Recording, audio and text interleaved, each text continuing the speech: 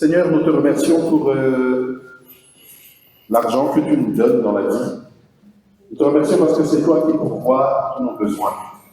Nous te remercions parce que tu t'occupes de nous. Et même dans les moments les plus difficiles, nous savons, Seigneur, que nous pouvons nous reposer sur toi et trouver en toi notre secours.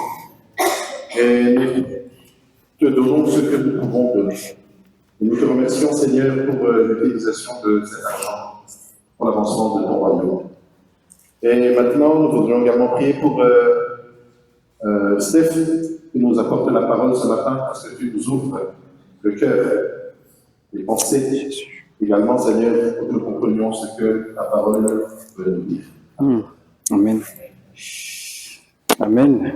Bonjour à tous. Vous allez bien? Oui. On est un peu calme? Oui. C'est sûrement le froid. Non? En tout cas, c'est une joie d'être là et de pouvoir vous partager ce que le Seigneur a mis sur mon cœur. Dites-moi, est-ce que vous êtes comme moi, où un jour, il y a quelques années, il y a quelques mois, il y a quelques semaines de cela, vous avez déjà vécu des moments où vous vous posez la question, comment j'ai atterri ici?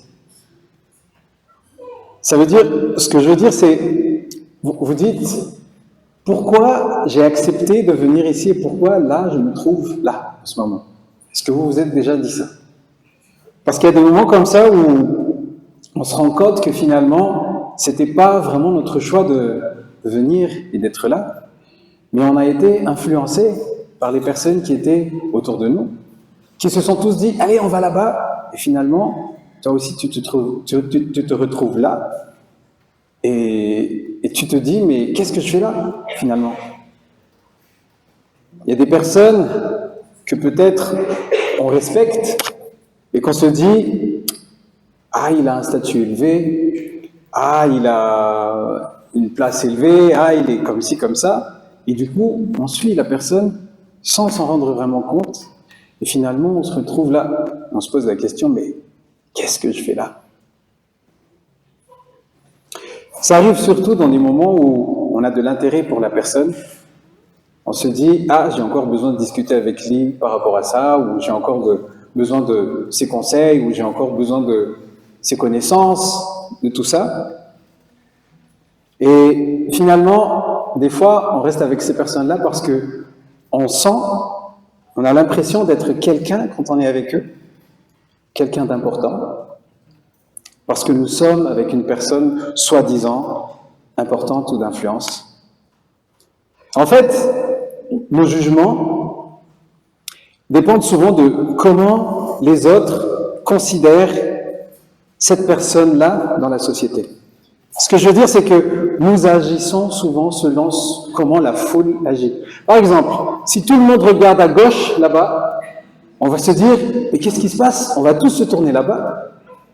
Et ceux qui ne se tournent pas là-bas vont se dire, mais je vais rater quelque chose, je dois me tourner aussi. Mais finalement, il n'y a rien. C'est pour ça qu'on est appelé des brebis, tu vois. C'est un peu ce qui arrive dans cette histoire que nous allons lire ensemble, où Jésus rencontre ce jeune homme riche que tout le monde considère comme pieux, en règle devant Dieu, mais Dieu va lui dire quelque chose, Jésus va lui dire quelque chose qui va le rendre très triste.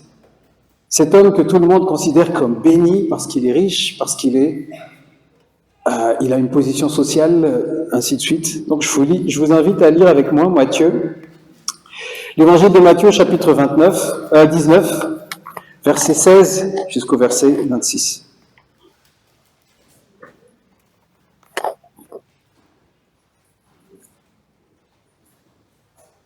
Et voici, un homme s'approcha et dit à Jésus, « Maître, que dois-je faire de bon? Que dois-je faire de bon pour avoir la vie éternelle ?» Il lui répondit, « Pourquoi m'interroges-tu sur ce qui est bon? Un seul est le bon. Si tu veux entrer dans la vie, observe les commandements. » « Et lesquels ?» lui dit-il. Jésus répondit, « Tu ne tueras point, tu ne commettras point d'adultère, tu ne déroberas point, tu ne diras point de faux témoignages. Honore ton père et ta mère, et tu aimeras ton prochain comme toi-même. Le jeune homme lui dit, j'ai observé toutes ces choses, que me manque-t-il encore? Jésus dit, si tu veux être parfait, va, vends ce que tu possèdes, donne-le aux pauvres, et tu auras un trésor dans le ciel. Et puis, viens et suis-moi. Après avoir entendu ces paroles, le jeune homme s'en alla, tout triste, car il avait de grands biens. Jésus dit à ses disciples, je vous le dis en vérité, un riche entrera difficilement dans le royaume des cieux. Je vous le dis encore, il est plus facile à un chameau de passer par le trou d'une aiguille qu'à un riche d'entrer dans le royaume de Dieu. Les disciples, ayant entendu cela, furent très étonnés et dirent, qui peut donc entrer? Qui peut donc être sauvé? Jésus les regarda et leur dit, aux hommes, cela est impossible, mais à Dieu, tout est possible. Prions. Seigneur Jésus, merci parce que tu nous révèles qui tu es par ta parole. Révèle-toi à chacun de nous, Seigneur. Révèle-toi dans nos cœurs. Dis-nous qui tu es, Seigneur. Montre-nous la voie. Ouvre les yeux de nos cœurs. Dans le nom de Jésus, je prie. Amen. Jésus, ici, est dans une série d'enseignements, et puis il rencontre ce jeune homme riche.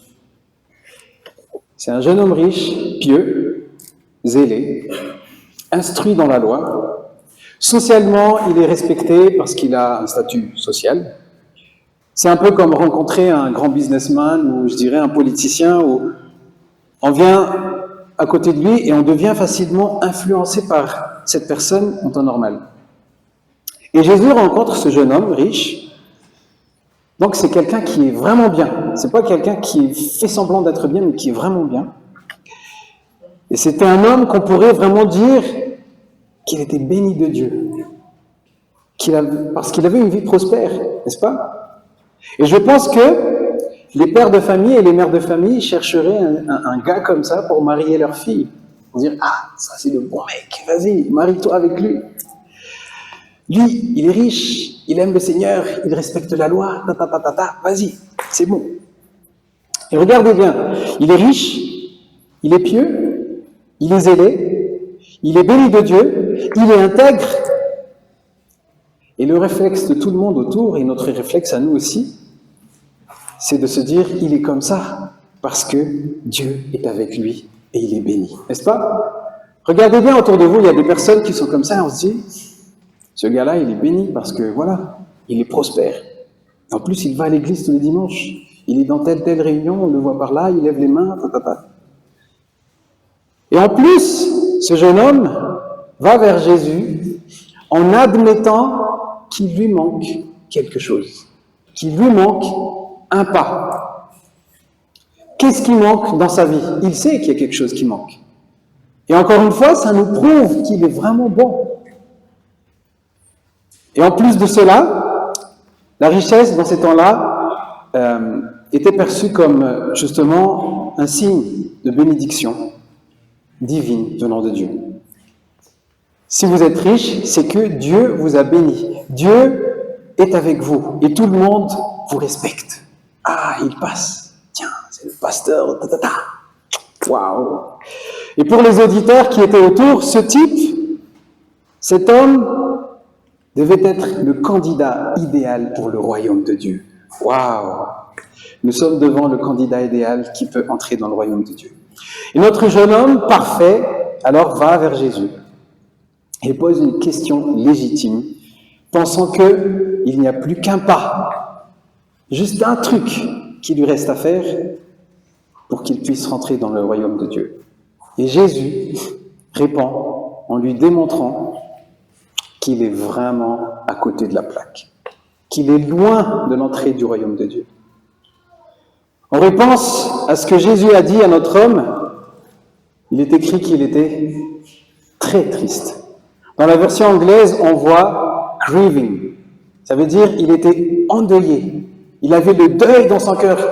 Il a senti qu'il était mort, en fait. Il s'est dit, mais qu'est-ce qui me manque? En fait, finalement, je ne suis pas la personne qui est capable d'entrer dans le royaume. Et même les disciples, on le voit dans ce verset, les disciples étaient abasourdis, parce que même les disciples croyaient que c'était le candidat idéal. Et du coup, les disciples ont dit, mais qui alors? Qui peut entrer dans le royaume de Dieu, même si ce gars-là, il ne peut pas y aller? Et c'est ce qui nous montre que l'Évangile dépasse complètement notre entendement, dépasse complètement nos conceptions, nos logiques, les choses qu'on pense être vraies.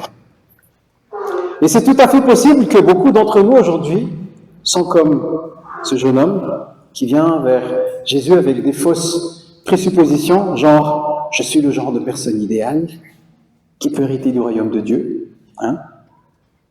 J'ai été baptisé, j'assiste à telle ou telle réunion, j'écoute des enseignements tous les matins, je connais plein de versets par cœur, je fais ci, je fais ça, je suis un vrai chrétien, pas comme les autres là. Oh, eux, ils sont pas dans l'enclos. Moi, je suis dans l'enclos, je suis celui qui hérite.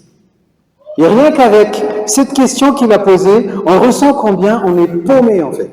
On l'est tous dans notre compréhension des choses.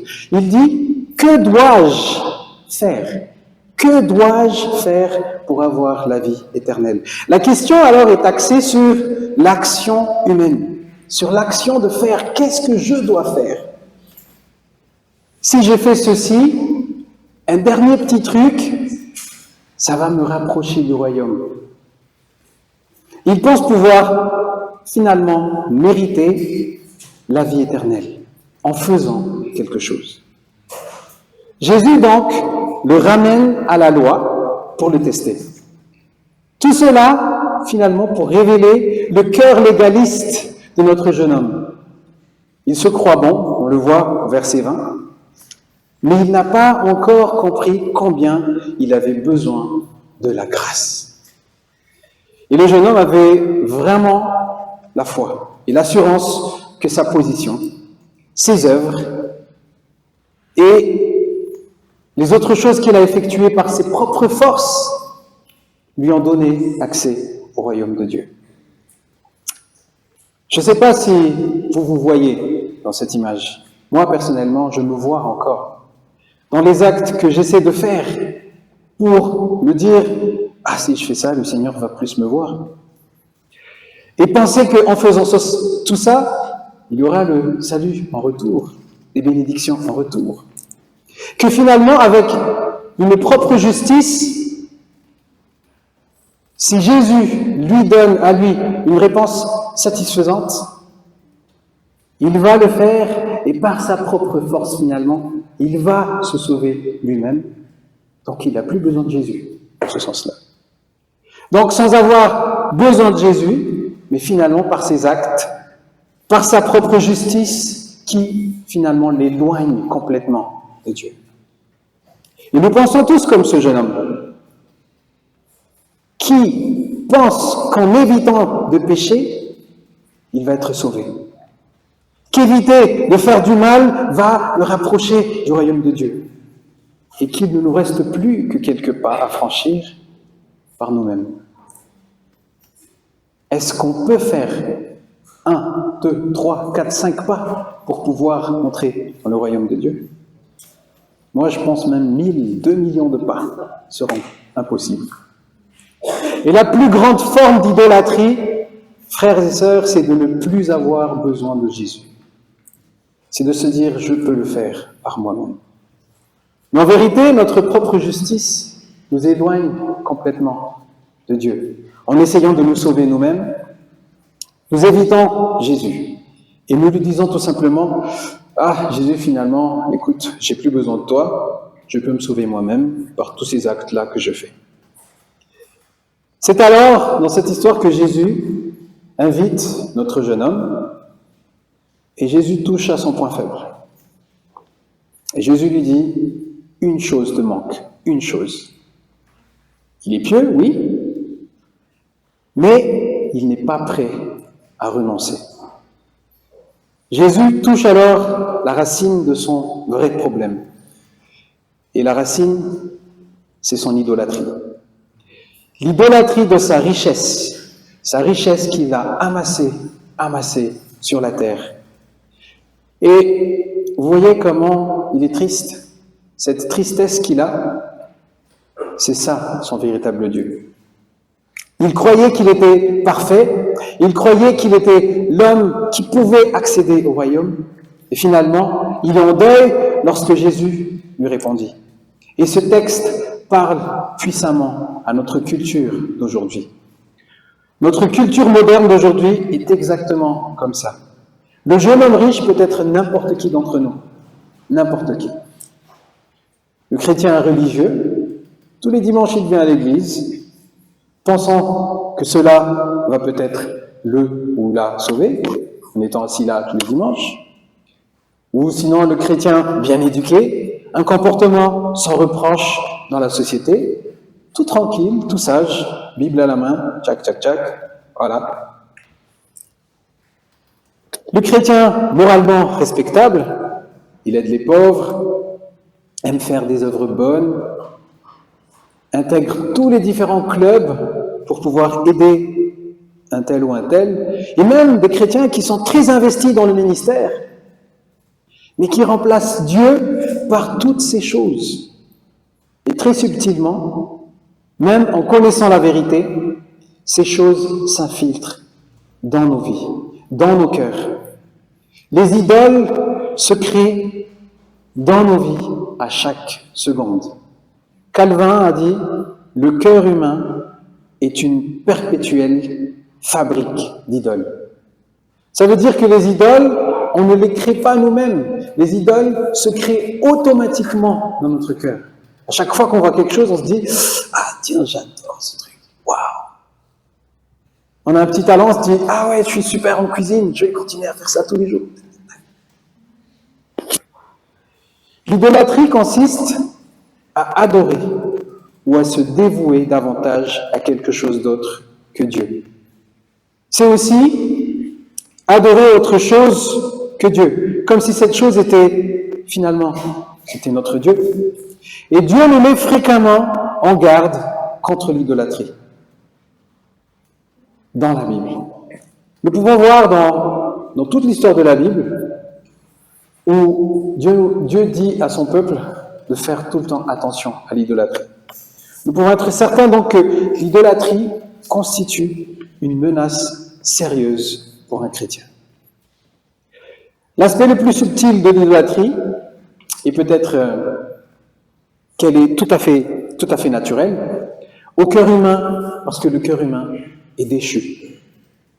Et le problème, c'est pas que nous soyons justement une personne capable de fabriquer ces idoles, mais ils sont là dès qu'on les voit, dès qu'on entend. Ah, merci. Merci. Excusez-moi. Et vous savez quoi? On pourrait se demander, mais pourquoi l'idolâtrie est si mauvaise que ça? Il est certain que donner à autre chose que Dieu l'adoration qui revient à lui est mal, mais il y a plus important que ça. Dieu s'inquiète aussi à l'effet que l'idolâtrie a sur nous, a sur notre cœur, a sur notre vie, parce qu'elle nous éloigne de lui. Autrement dit, lorsque nous adorons des idoles, Dieu devient un étranger pour nous dans nos vies. Nous peinons à le connaître. Nous n'arrivons plus à savoir qui est Dieu, à le glorifier, à l'apprécier tel qu'il est.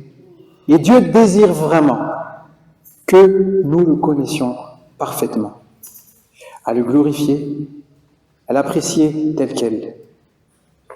Et en fait, la vie éternelle, c'est finalement de connaître Dieu. Jean 17,3 dit « Or la vie éternelle, c'est qu'ils te connaissent, toi, le seul vrai Dieu, et celui que tu as envoyé, Jésus-Christ. » Et notre plus grand privilège, chers frères et sœurs, est de connaître Dieu. Si nous le connaissons, nous l'aimons et nous lui faisons complètement confiance. Parce qu'on croit qu'il est au contrôle de toutes choses et qu'il est le seul qui peut nous arracher de ces idoles de notre cœur. Je vous invite alors à chercher, à identifier vos idoles, mon idole. Ça peut être n'importe quoi.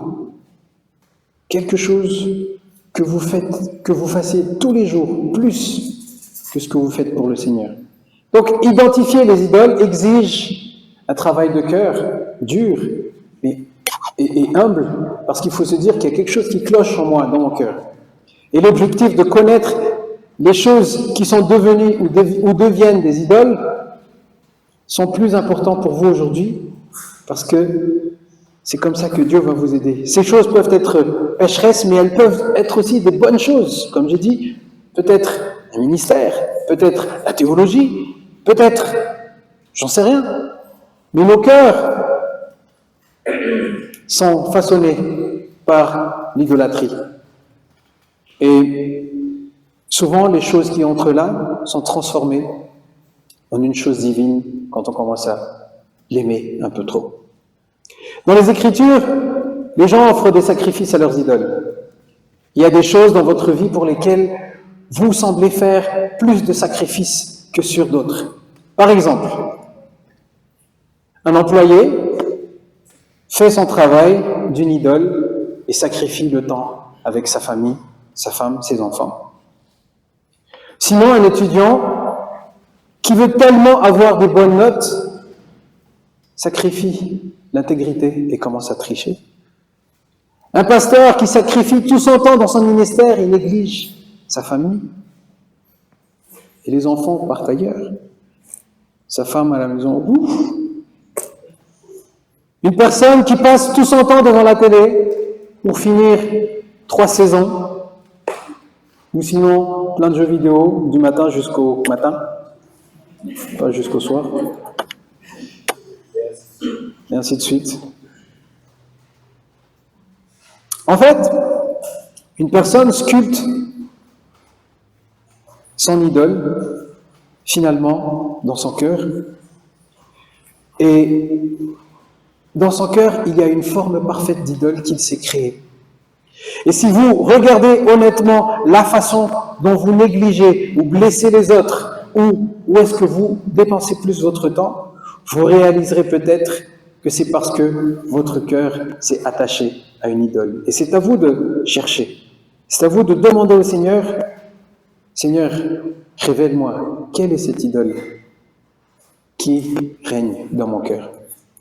La manière de gérer une idole ne consiste pas seulement à la rejeter, comme ce que ce jeune voulait faire par nos propres forces, où nous voulons faire les choses nous-mêmes, à notre manière, par X ou Y méthode, mais elle doit être remplacée. Et vous savez comment on remplace ça? Et c'est ça la bonne nouvelle de l'Évangile. Une idole est quelque chose qui a pris place, et qui a pris la place primordiale de Dieu dans notre cœur. Et oui, se repentir est déjà un bon départ. Mais finalement, est-ce que c'est cette repentance qui va changer quoi que ce soit? Est-ce que c'est cette repentance qui va transformer? Et finalement, croyez-vous que si je me repens, de trop regarder une série, je vais être libéré le lendemain? Ou je serai libéré jusqu'à l'année prochaine? Donc la question c'est comment y parvenir? Nous avons tous besoin d'un cœur nouveau. Un cœur nouveau, et c'est la seule chose qui expulse les idoles et nous permet de redonner à Dieu sa primauté. C'est pourquoi l'Évangile est la seule antidote aux ultimes idoles qui sont dans nos cœurs. C'est l'Évangile qui inonde nos cœurs d'affection pour Dieu. C'est l'Évangile qui nous rappelle son affection incommensurable pour nous. Parce que Dieu a tant aimé le monde qu'il a donné son Fils unique, pour que quiconque croit en lui ne périsse point, mais qu'il ait la vie éternelle. Vous connaissez tous Jean 3,16. Et c'est cet évangile qui nous libère des idoles dans notre vie. Les idoles ne se soucient pas de nous. Elles ne peuvent même pas nous donner ce que nous espérons follement obtenir d'elles. Lorsque vous constatez que quelque chose est devenu ou devient plus important pour vous que Dieu, regardez à la croix, regardez Christ. Souvenez-vous que Dieu prouve son amour envers nous, en ce que lorsque nous étions encore pécheurs, Christ est mort pour nous. Romains 5 au verset 8. Nous sommes coupables de sacrifices égoïstes pour des idoles sans valeur, mais par la foi, nous sommes pardonnés. Parce que Christ a suffisamment aimé pour abolir le péché par son sacrifice. C'est ce qui est écrit dans Hébreux 9, verset 26. Puissons-nous laisser alors l'Évangile renouveler notre amour pour Dieu et chasser les idoles de nos cœurs. Devant la question de ce jeune homme, Jésus l'amène à réfléchir à l'obéissance au commandement et puis finalement lui propose un renoncement radical. Vends ce que tu possèdes, vas-y, donne tout aux pauvres et suis-moi. Finalement, pour dire que, mon jeune, tu ne peux pas le faire. C'est impossible pour toi. C'est pas là le chemin. Je suis le chemin. Jésus. Ce texte enseigne que posséder des biens n'est pas un mal, mais que le véritable disciple est celui qui connaît vraiment Jésus, celui qui a reçu le vrai évangile, celui qui a rencontré le vrai Christ Jésus, comme ce jeune homme qui a rencontré le vrai Christ Jésus. Et ce passage nous confronte à nos propres attachements. À quoi êtes-vous attaché aujourd'hui ? Qu'est-ce qui, dans ta vie, dans ma vie, nous retient captifs ? Quelles sont les idoles qui se créent à tout bout de champ dans ton cœur ? Il nous rappelle que le salut n'est pas une simple accumulation d'actes religieux, mais un cœur complètement changé, un cœur nouveau, un cœur donné par Jésus, changé, qui est le fruit de l'Évangile. La nouvelle naissance qui est la vie nouvelle en Christ Jésus. Il nous invite à examiner nos priorités, à faire confiance à Jésus plutôt qu'à notre sécurité matérielle ou notre image hypocrite religieuse. Et quand tu saisis vraiment le sens de l'Évangile, deux choses vont te surprendre. L'Évangile te demande bien plus que ce que tu l'imaginais finalement. Et la deuxième chose, il t'offre bien plus que ce que tu espérais. La seule chose qui manquait à ce jeune homme était que Jésus devait être son trésor. S'il a Jésus, et seulement Jésus, il est riche. Et aujourd'hui, si tu ne vois pas que Jésus est le seul bien qui doit être dans ta vie, si tu comptes encore sur quelque chose d'autre que lui, l'argent, carrière, travail, études, peu importe ce que c'est, tu vas te tenir devant Dieu et tu vas lui dire, c'est ma carrière, tu vas être foutu. Tu vas te tenir devant Dieu, tu vas te dire, j'ai amassé plein de 4x4, tu vas être foutu. La seule chose, c'est Jésus, c'est l'Évangile, sinon tu vas tout perdre. Prions. Seigneur notre Dieu, merci parce que tu te révèles à nous en toutes choses. C'est toi qui contrôles, c'est toi qui nous montres la valeur de ton évangile, de ce que tu as fait sur la croix, de ce que tu as fait pour chacun de nous. Je prie, Seigneur, que ce matin, on arrive à comprendre la profondeur de ce sacrifice que tu as fait. Je prie, Seigneur, que on arrive à te mettre au milieu de notre vie. Non pas par nos propres forces, en essayant par maintes reprises à faire ceci ou faire cela, mais en se confiant totalement à toi et à toi seul. Transforme-nous, Seigneur, on a tellement besoin de toi. Amen.